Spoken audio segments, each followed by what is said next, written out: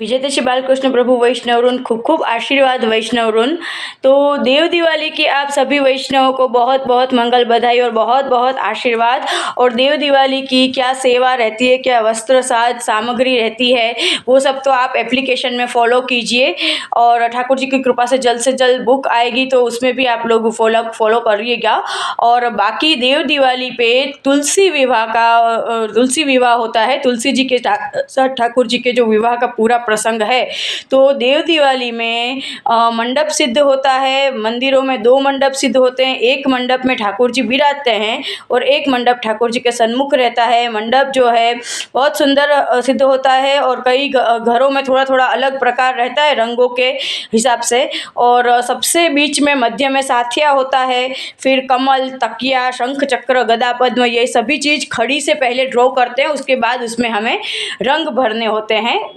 और जो शेरडी के साठे होते हैं वो चारों तरफ से बांध के नाड़ा छड़ी से और मंडप सिद्ध किया जाता है। और मंडप में प्रभु को विराजा के चारों तरफ दिए करके, और इसका प्रैक्टिकल वीडियो तो मैंने शुभांगी गोस्वामी में भी बनाया ही है खैर। और चारों तरफ दिए करके, और मंदिरों में पंचामृत होता है। शालिग्राम जी को अपने पंचामृत नहीं कराने हैं, पर आप अपने गृह सेवा में आपकी यथाशक्य सेवा के अनुकूलता के हिसाब से देव दिवाली में आप मंडप सिद्ध करिए। शेरडी का मंडप बना के प्रभु को सुंदर श्रृंगार, भारी जोड़ लेके जरी के सहरा के श्रृंगार आते हैं, सहरा के ब्याह के भाव से सहरा के श्रृंगार, और हीरा पन्ना के हीरा के मोती के श्रृंगार, सफ़ेद जरी के वस्त्र। और फिर ठाकुर जी में ठाकुर जी को जो मुहूर्त होता है उसमें ठाकुर जी को मंडप में बिराजा के 4 बार वो सावधानी से सिंहासन ऊंचा नीचा करके और श्लोक बोलना है 4 बार। उत्तिष्ठ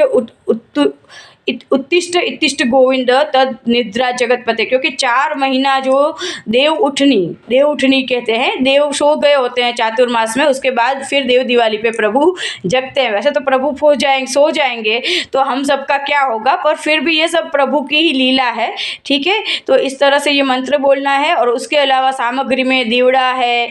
और आज से देव दिवाली से बैंगन प्रभु में शुरू हो जाते हैं। जो बैंगन देव दिवाली से शुरू हो जाते हैं, जो बैंगन 10वीं तक रहते हैं, ठीक है। क्योंकि बैंगन गर्म प्रकृति का है तो शीतकाल में आता है और बाकी के सीजन में नहीं आता है। और श्रीनाथ जी में 12 महीना बैंगन आते हैं।